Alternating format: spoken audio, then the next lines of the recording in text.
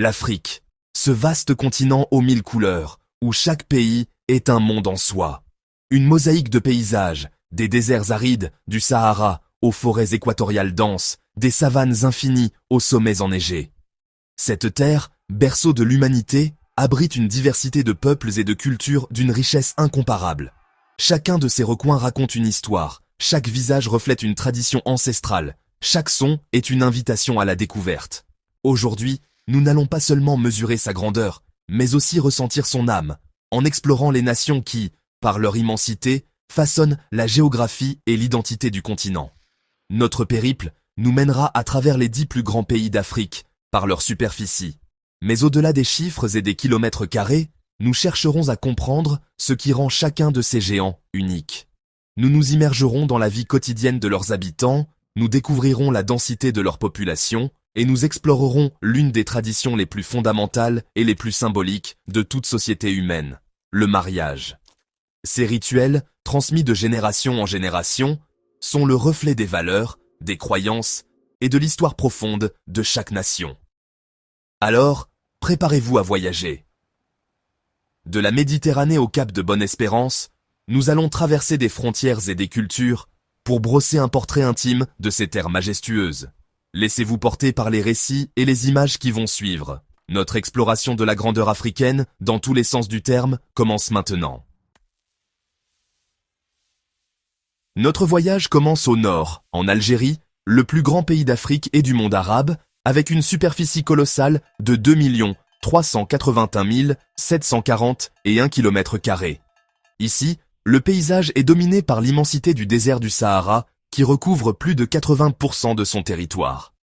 Ces étendues infinies de sable et de roches, sculptées par le vent depuis des millénaires, cachent des oasis verdoyantes, des montagnes spectaculaires comme le Hogar, et les traces d'anciennes civilisations qui ont prospéré dans cet environnement extrême. C'est une terre de contrastes saisissants, où la côte méditerranéenne fertile et peuplée cède la place à un vide sublime et silencieux. La population algérienne, qui avoisine les 45 millions d'habitants, est un mélange fascinant d'origine arabe et berbère, les peuples autochtones d'Afrique du Nord. Cette dualité culturelle est le cœur battant de la nation, visible dans sa langue, sa musique, sa cuisine et ses traditions. La majorité de la population se concentre le long du littoral, dans des villes dynamiques comme Alger, la capitale blanche, Oran et Constantine. C'est dans ce creuset urbain que l'histoire ancienne rencontre la modernité, créant une société complexe et résiliente, fière de son héritage et tournée vers l'avenir. Le mariage en Algérie est une célébration grandiose, un événement social et familial qui peut s'étendre sur plusieurs jours. Les traditions varient considérablement d'une région à l'autre, mais le processus commence souvent par la khotba, la demande en mariage officielle. La famille du prétendant se rend chez celle de la jeune femme avec des cadeaux, symbolisant leur intention et leur respect. Si la demande est acceptée, les préparatifs peuvent commencer, impliquant les deux familles dans une organisation minutieuse et joyeuse, témoignant de l'importance des liens communautaires. La cérémonie du henné est un moment clé, se déroulant généralement la veille du mariage. La future mariée, entourée de ses amis et des femmes de sa famille, se fait appliquer des motifs complexes au henné sur les mains et les pieds. Ce rituel est un symbole de chance, de beauté et de protection contre le mauvais œil. C'est une soirée intime et festive, remplie de chants, de danses et de partage, marquant la transition de la jeune femme de sa vie de jeune fille à sa vie d'épouse. Le jour du mariage lui-même, la tasdira, est un véritable défilé de mode. La mariée peut changer de tenue jusqu'à 7 fois, portant des robes traditionnelles somptueuses comme le karakou algérois, la chedda de Tlemcen ou la gandoura constantinoise. Chaque robe représente une région ou une facette de son héritage culturel. Le cortège, les festins et la musique créent une atmosphère de liesse collective, célébrant non seulement l'union de deux individus, mais l'alliance de deux familles, une pierre angulaire de la société algérienne. Nous nous dirigeons maintenant vers le cœur du continent, en République démocratique du Congo. S'étendant sur 2 344 858 km², ce pays est un titan de la nature. Il abrite la deuxième plus grande forêt tropicale du monde, un poumon vital pour la planète, traversé par le puissant fleuve Congo et ses innombrables affluents. Ce réseau fluvial est l'artère de la nation, une source de vie et une voie de communication essentielle.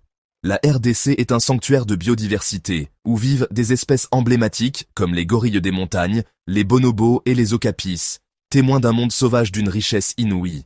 Avec une population estimée à plus de 100 millions d'habitants, la RDC est l'un des pays les plus peuplés d'Afrique. Cette population est d'une diversité ethnique stupéfiante, avec plus de 250 groupes différents, chacun possédant sa propre langue, ses propres coutumes et ses propres traditions. Des peuples bantous, majoritaires aux pygmées des forêts profondes, cette mosaïque humaine est à la fois la plus grande richesse et le plus grand défi du pays. La musique, notamment la rumba congolaise, est un puissant vecteur d'unité, un langage universel qui transcende les divisions et fait vibrer tout le continent. Le mariage en RDC est profondément ancré dans la tradition de la dot, ou libongo. Bien plus qu'un simple paiement, la dot est un acte symbolique d'une immense importance. C'est une marque de respect et de gratitude de la famille du marié envers la famille de la mariée, pour avoir élevé et pris soin de leur fille. La dot n'est pas une transaction commerciale, mais un processus de négociation complexe entre les deux familles, qui vise à sceller une alliance durable. Elle se compose souvent de biens symboliques, d'argent, d'animaux ou d'objets précieux, et sa remise est un événement cérémoniel à part entière. Le processus de mariage commence par des visites formelles, où les parlementaires, des aînés respectés de chaque famille, jouent le rôle de médiateur. Ils discutent des termes de l'union et de la dot, dans un ballet de discours éloquents et de proverbes. Cette étape peut durer des semaines, voire des mois, car elle vise à s'assurer que les deux familles sont en parfait accord et que l'union est bâtie sur des fondations solides de respect mutuel. La réussite de ces négociations est cruciale et conditionne la suite des célébrations. Une fois la dot acceptée et remise, le mariage traditionnel, puis souvent le mariage civil et religieux, peuvent avoir lieu. Les célébrations sont exubérantes, colorées et rythmées par la musique et la danse. Les mariés et leurs invités portent des tenues flamboyantes, souvent confectionnées dans le même tissu pagne, symbolisant l'unité des deux familles.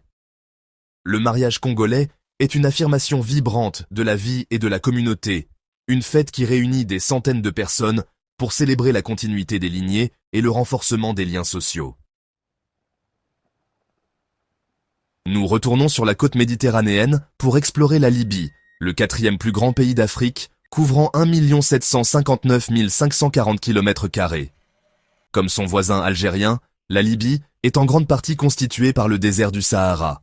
Cependant, son littoral de près de 2000 km a fait de ce pays un carrefour stratégique depuis l'Antiquité.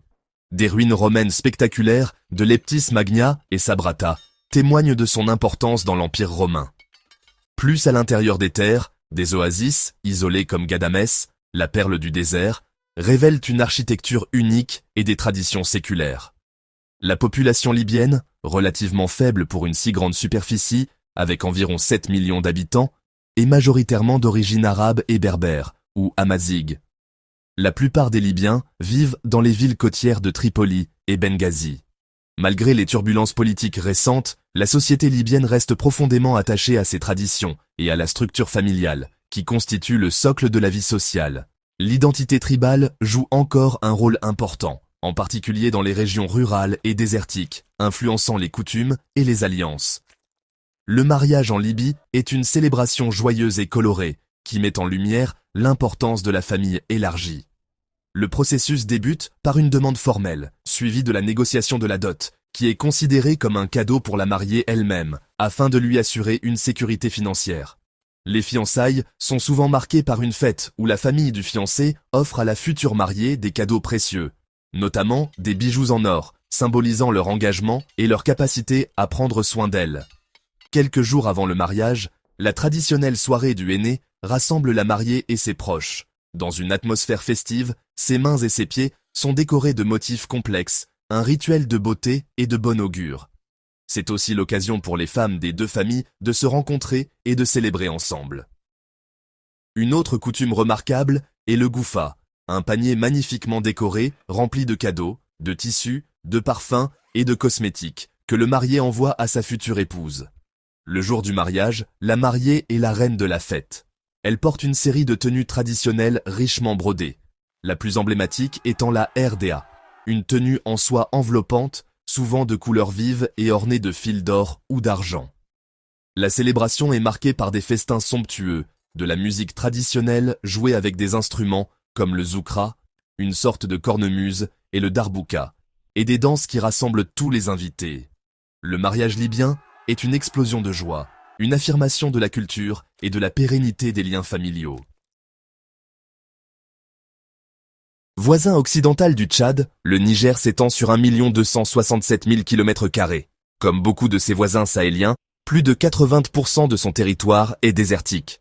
Le pays est traversé dans sa partie sud-ouest par le fleuve Niger, qui donne son nom au pays et constitue sa principale source d'eau et de vie. C'est le long de ces rives que se concentre la majorité de la population et de l'activité agricole. Le Niger est aussi célèbre pour les spectaculaires falaises de grès de l'Aïr et les sables mouvants du Ténéré, un désert dans le désert, où l'on peut trouver les derniers troupeaux d'Adax, une antilope en danger critique d'extinction. La population nigérienne, qui dépasse les 26 millions d'habitants, est l'une des plus jeunes du monde avec un taux de natalité très élevé.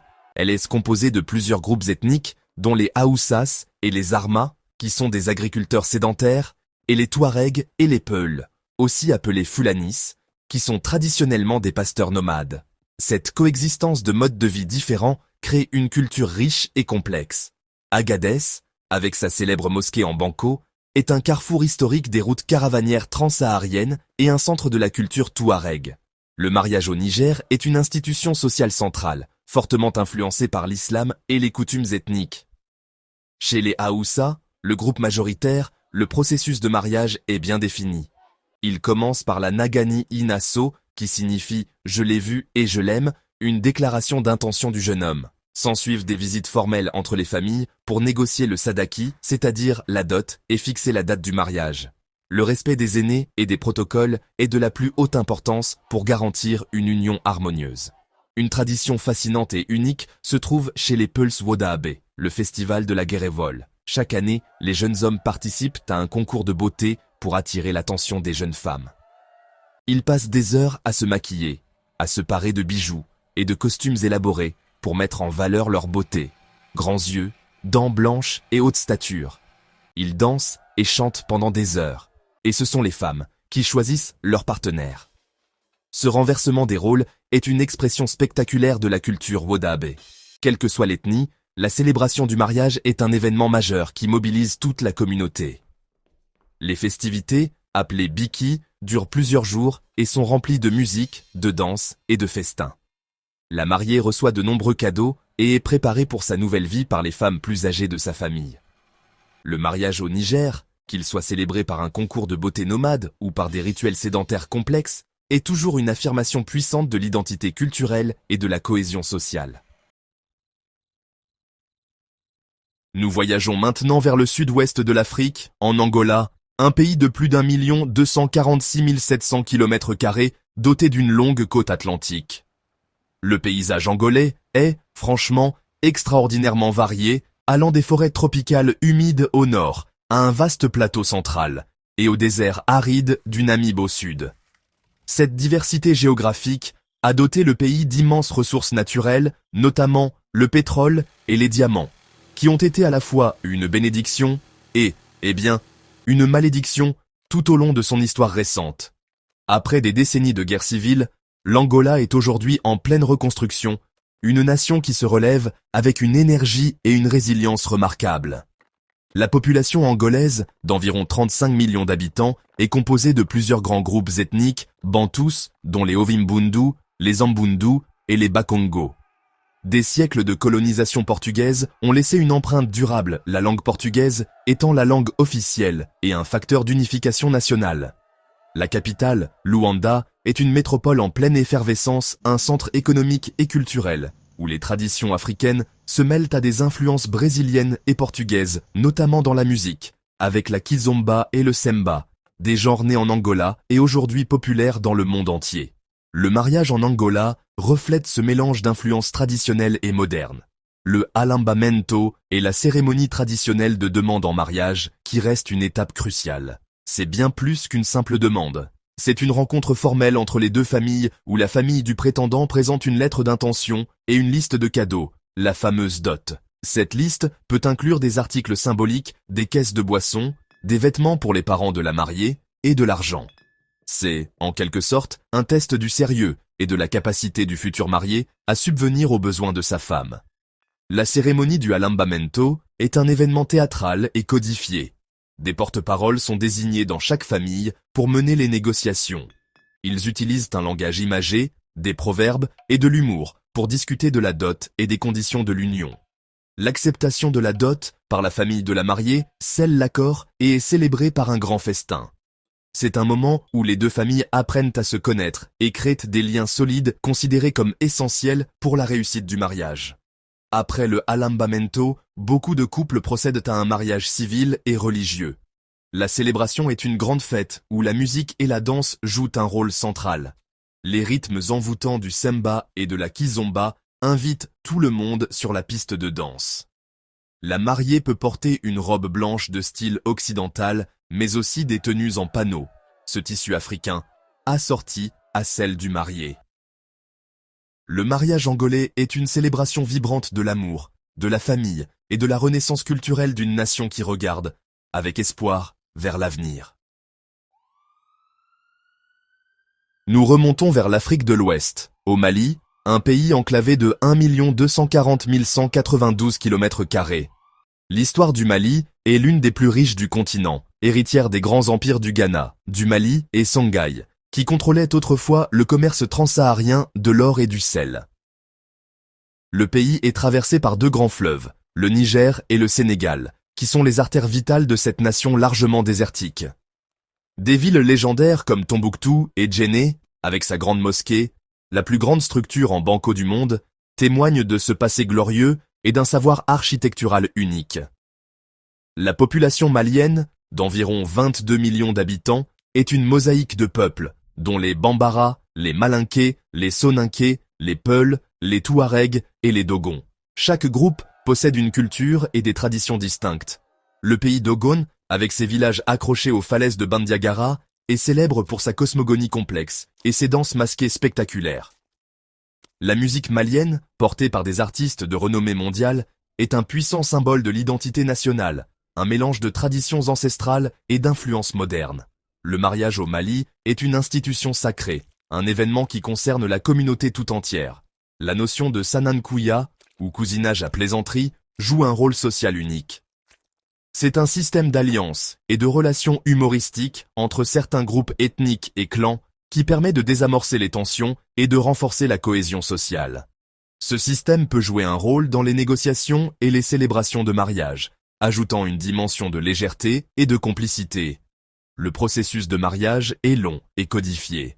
Il implique plusieurs étapes, de la demande officielle à la remise de la dot, qui se compose généralement de noix de cola, symbole de respect et d'alliance, ainsi que d'autres cadeaux.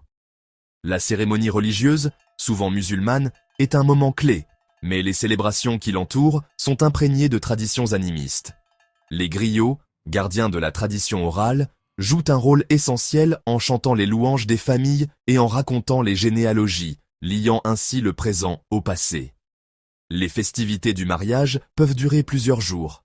La mariée, magnifiquement vêtue de basins richement teints et brodés, est au centre de toutes les attentions. Des rituels spécifiques, comme le bain de purification ou les conseils prodigués par les femmes plus âgées, marquent sa transition vers son nouveau statut.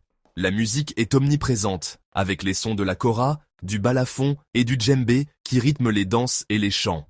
Le mariage malien est une célébration profonde de la famille, de l'histoire et de la communauté, une transmission vivante d'un héritage culturel exceptionnel.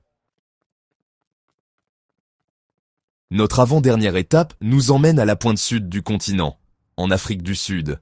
Avec une superficie de 1 221 037 km², ce pays est célèbre pour sa diversité stupéfiante, tant dans ses paysages que dans sa population.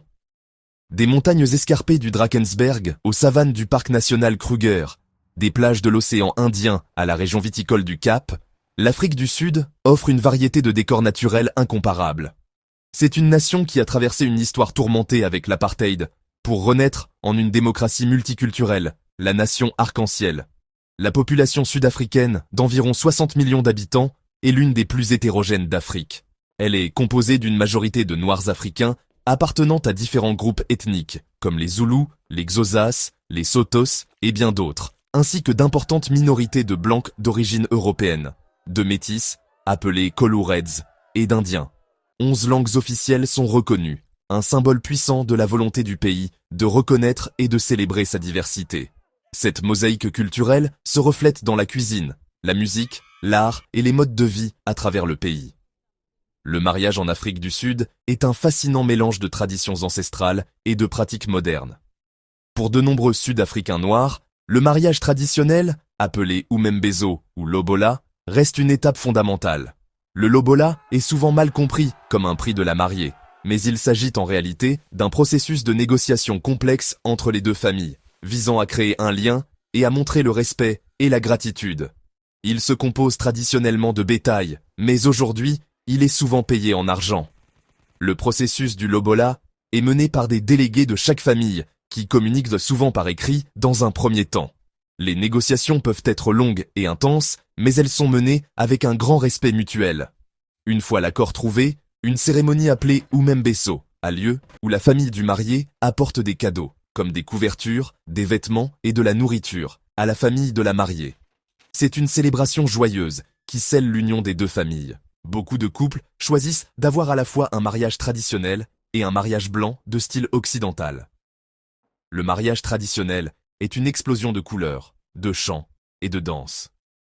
Les mariés et leurs familles portent des tenues traditionnelles magnifiques, spécifiques à leur ethnie, comme les parures en perles des Zoulous ou les tissus à motifs géométriques des Ndebélés. C'est une affirmation vibrante de l'héritage culturel, célébrant la fusion des familles et la richesse de la nation arc-en-ciel.